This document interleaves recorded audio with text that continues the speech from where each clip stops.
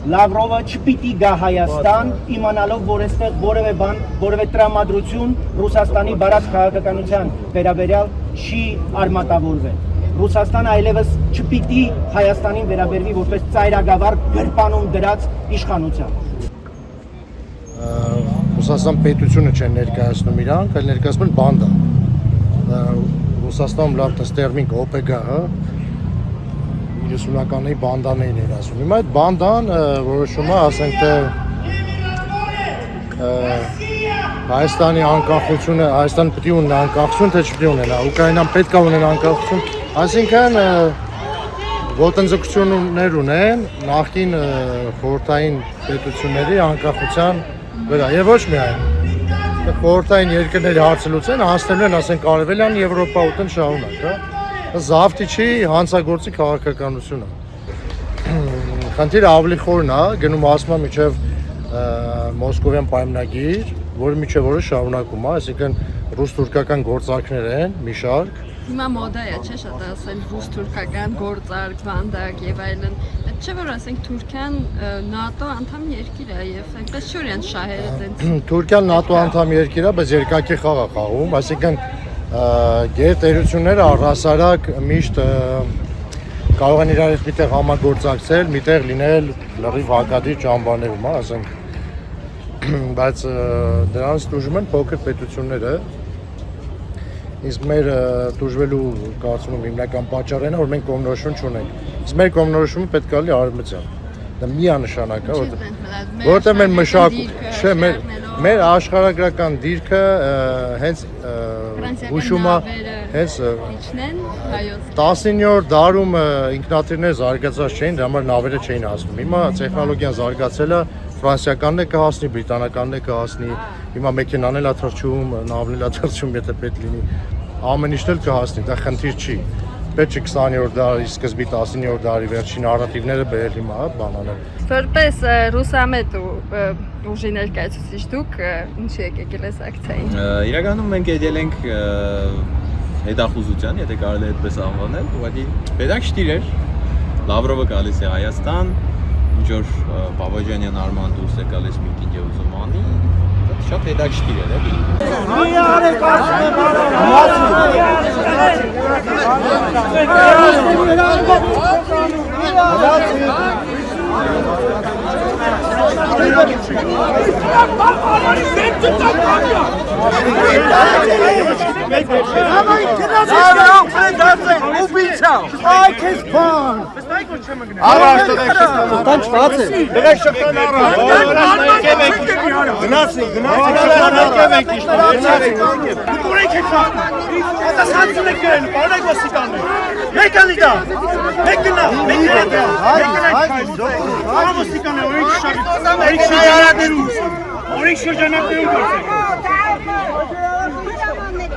Fašisti! Убийці!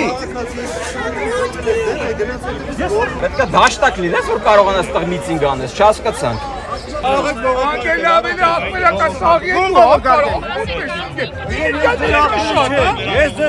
Ասպետ չանի մեր աղբերն են ես, ասպետ չանի։ Ես չեմ էլ կարը քու աղբերն Լավրովի աղբերն ես։ Միացեք հա, կանգնացեք, ինչ թակում եք այդ միացրիչ Հարցացեք ինքներ հանգիստ է, իչանք ներքեք, չեն կրտում, ներքեք ենք իշտում, գնացիք ներքեք, իներ դարս չի ներքեք, դուս արի, եկեք դուս արի, եկեք դուտեք նա դուս արի, այդ քրիսպո,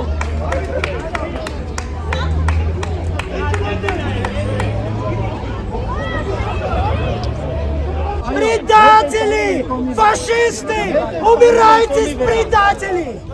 Суки! Հետեք տանում են կոմի վրա! Հետեք! Суки! Суки, предатели! Բորս Արմենի! Բնականաբար Ռուսաստանը ծավալապաշտական պետություն է, բնականաբար Ռուսաստանը ագրեսիվ խոշոր կապիտալիստական պետություն է, որը բնականաբար ունի ծավալապաշտական նկրտումներ, բայց շատ կարևոր մի քանի փաստ պետք է հաշվի առնենք, որ Ռուսաստանի կողքին կան նույնպիսի ցավալապաշտական նկատումներով բազում բազմաթիվ աշխարհի երկու բևեռները, որոնք այսօր կան հավաքական արևմուտքը ու հավաքական արևելք չասենք, ավելի շատ հակաարևմտյան բևեռ Ռուսաստանի ու Չինաստանի ղեկավարությամբ կան այս երկու բևեռները։ Լոգիստիկ, մշակութային ու տնտեսական առումով Հայաստանը ավելի մոտ է ռուսականին։ Բայց հարցը դրանում չէ։ Հարցը այն բանում է, որ եթե Ռուսաստանը ղեկավարվում է բանդայով, եկեք մի հատ նայենք եվրոպական երկրները նույն, որոնց դրոշով իրանք դուրս են գալիս, ինչ բանդաներով են ղեկավարվում։ Որ եթե մենք պրինցիպիալ Ռուսաստանը հարձակվում է, Ռուսաստանը վատն է, Ռուսաստանը էսպիսին է, Ռուսաստանը այնպիսին է, այդ առումով քննադատում են իրանք Ռուսաստանին։ Լավ, եթե դուք պրինցիպիալ եք դա անում, քննադատեք նաև նույն Ֆրանսիային, եթե դուք իրոք այդպիսի հագաիմպերիալիստ եք, եթե դուք իրոք այդպիսի մարտասեր եւ հումանիստ եք։ Ցուցարարներից մեկի օրինակով, որ այդ մենք անձնական շփում ունեցել ենք նաև հաղթանակի օրը, մայիսի 9-ին ՆԱՏՕ-ի գրառմամբ ու ՆԱՏՕ-ի էմբլեմաներով Կաբուդմայկա վրա ՆԱՏՕ-ի զինանշան։ Երիտասարդը ասում է Պերնյակով անունով տականքը, որին իհարկե մենք քննադատում ենք։ Բերում այդ օրինակը, ասում է նման բան կարող անի մենակ ռուս զինվորականը։ Մենք ասում ենք օքեյ, Բուրկինա Ֆասոյում, Մալիում, Ալժիրում Ֆրանսիացի զինվորականներ չէին, որ այդ ամեն ինչը անում։ Ինչ արգումենտ ենք լսում ենք այդ ցուցարարի կողմից, հա նրանք կներեք այս բառի համար նեգրերին իրենց կարելի է։ Мы заплатили, мы до сих пор платим этой базе каждый год, чтобы она защищала нашу территориальную целостность. Ну и где эта территориальная целостность? Она была нарушена Азербайджаном 3 раза. 2 раза в 2021 году и 1 раз в 2022 году. Мы обращались к России по договору 1997 года, в том числе по 102 базе, в том числе по ОДКБ, и никакой реакции. Это означает, что вот эта российская база, в других странах эти базы, когда они строят, они ставят, они платят эту государству. А тут наоборот, мы платим, мы аутсорс сделали нашу безопасность России, российским пограничникам.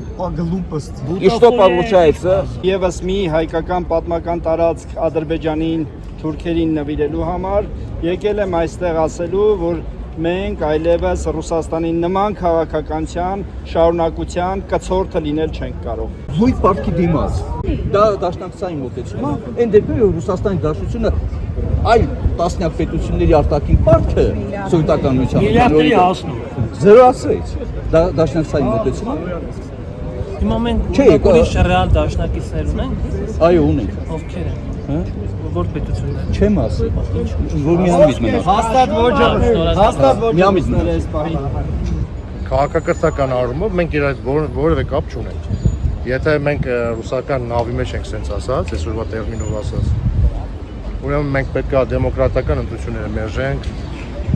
մեր մոտ պետք է լինի իշխանությունը բանդայի տեսակ, ոնց որ Կրեմլում է, մեր մոտ պետք է վերից վարտի կոռուպցիան, այսինքն մենք պետք է դառնանք ռուսական տեսակի պետություն, բայց հայկական ամբողջ քաղաքակրթությունը միշտ եղել է արևմտյան։ Բայց քեզ որպես արվեստագետ, օրինակ ինչ են հետաքրքրում այս լղոզված աշխարհաքաղաքական լղոզված չի։ Հետևեք անդիմություն բառը մի քիչ արժեզրկվել է, բայց հետևեք ումա հետևում անդիմությունը, ումա ցիտում անդիմությունը, ինչ քաղաքական կուրս է վարում անդիմությունը։ Պատրաստում են գալիք ընտրություններին, ինչ որ ինչ պատրաստում, իրանք կարծում են պատրաստում են տերորի, որովհետև իրանք դա փորձ ունեն հոկտեմբերի 27 ունեն, մարտի 1 ունեն, իրանք ուրիշ բան չեն կարող անել, որովհետև ռուսական տեսակի իշխանությունները, քաղաքական գործիչները, իրանք ռեկետորներ են, իրանք չեն կարող քաղաքակիրթ ճանապարհով գալ իշխանություն, որովհետև իրանք ոչ մեկ իրաց չի ընտրի, պարզապես, եւ դա փաստ է, իրանք ոչ մեկ չի ընտրում, հա, ամեն ընտրություններին իրանք ասենք, դե թող ընտրեն, եթե կընտրեն թող ընտրեն, բայց չեն ընտրում, դա համար իրանք համար մի տարբերակ է տերոր, իսկ տերորը դա ռուսական քաղաքականության հիմնական մասն է։ Այդ ստանդարտ հարցը որ ստեղ ոնց որ բոլոր ինտերագրողները ինձ թվում արդեն տվեցին, որ չեք վախենում կատաղացնել Ռուսաստանին, Ուկրաինայի, Վրաստանի օրենքներ։ Նայեք, ես դա իմ անձնական կարծիքն է, որ Ռուսաստանի քաղաքական, արտաքին քաղաքականությունը կատաղությունից չի կախված։ Կախված է իրանց պատկերացմամբ, իրանց շահերից։ Այսինքն, եթե իրանց շահերի բխում է որ Հայաստանին պետականությունից ոչնչացնեն կամ թույլատնեն Հայաստանի պետականությունը, օրինակ Սյունիքի միջանցքը կտրեն եւ FSB-ն կառավարի միջին այսպես ամբողջ նարկոտարգովլյան Ստամբուլով հանեն դուրս, հա, եւ դստեղ Հայաստանը անելիք չունենալու։ Եթե սա իրաց քաղաքական շահերի մեջ է մտնում, մեկ կատաղելուց կամ բարյանալուց կախված չի։ Անձնական հարաբերություններ չէ, ինչ որ մեկը ջղայնացավ, ինչ որ բան ասեց, հետո փոշմանեց։ Մեկ կոնկրետ քաղաքական հաշվարկ է։ Իսկ տվյալ բանը իրաց հաշվարկը մեր հաշվարկները չի անպատասխանում, էս ամբողջ պատմությունը։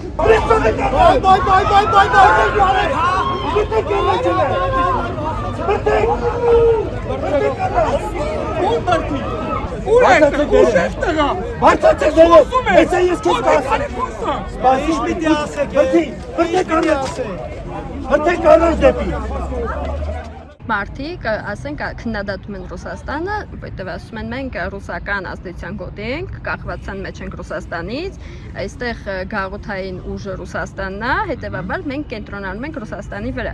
Դուք դրանի պատասխան ասում եք, բա չէ որ Եվրոպան էլ է, չէ որ Եվրոպան էլ է։ Չեք կարծում, որ այդ մոտավորապես նույնն է, որ ասենք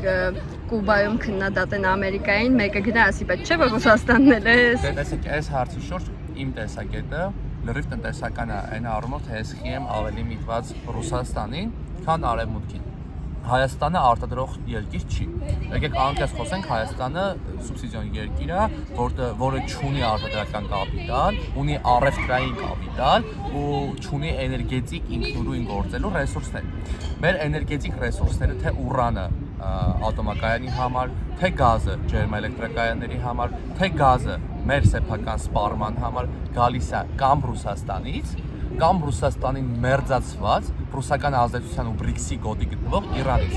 Այսինքն հրաժարվելով ռուսական ազդեցությունից, հրաժարվելով ռուսական էներգետիկ ռեսուրսներից, հրաժարվելով ռուսական արտադրական կապիտալից, մենք Հայաստանից հեռացնում ենք ռուսական էներգո ռեսուրսները, հեռացնում ենք ռուսական ներդրումային ռեսուրսները, հեռացնում ենք ռուսական առևտրային ռեսուրսները։ Հիմա այլ կերպ ասած, մենք գտնվում ենք տնտեսական կախվածության մեջ միանշանակ է, որ անալտերնատիվ կախվածության։ Եվ այս ցույցի մասնակիցները ասում էին, որ մենք պատահական չենք հայտնվել այդ տնտեսական կախվածության մեջ, մեզ այդ տնտեսական Իրոք, պատահական չենք հայտնվել, իհարկե, մեր երկրի տարածքում ուղղակի չկան էներգիա, չկան։ Դե ասենք այստեղ հիշատակվում էր Գույք պարտքի դիմաց օպերացիան, որով որ Ռուսաստանը լիքը ինֆրաստրուկտուրալ ով է կնքել այդ գործարքը, եկեք նայենք, ով է կնքել այդ Քոչարյան Ռոբերտը, որը հանդիսանում էր խոշոր բուրժուական կուսակցության ներկայացուցիչ եւ հանդիսանում էր Հայաստանի Հանրապետության երկրորդ նախագահ։ Ասածս էլի առաջի երթին, եթե նեղանում եք, ձեզնից է։ Այո։ Դիվերսիֆիկացիան չպետք է լինի ինքնանպատակ։ Դիվերսիֆիկացիան պետք է հետապնդի կոնկրետ նպատակ։ Օրինակ, չլինել կախված ռուսական էներգատիրներից, ենթադրենք։ Okay, այլընտրանքը ո՞րն է։ Ադրբեջան։ Հեռացնելով ռուսական կապիտալը, հեռացնելով ռուսական մենք բացում ենք վակուում, այդ վակուումը ինչ որ բանով պետք է լցվի։ Ինչով է այդ վակումը։ Թուրքական կապիտալով։ Ֆրանսիացիք պետք է կան այդ վակումը լցնել։ Ունենք ազգային ժողովի падգամավոր, որը պնդում էր, որ ռուսները չեն տա գազը Ադրբեջանից կառնենք։ Այսինքն իրանք արդեն դա միջը մտածել են իշխանական թեփից։ Ասենք, եթե խաղաղության պայմանագիր կնքվի, որ նախնդիր Ադրբեջանից նավթ ներկրելու։ Խաղաղության պայմանագիր Չեմբերլենը թափահարում էր Լոնդոնում, որից մի տարի հետո սկսվեց համաշխարհային պատերազմը։ Խաղաղության պայմանագիրը երբեք չի հանդիսացել պատկ։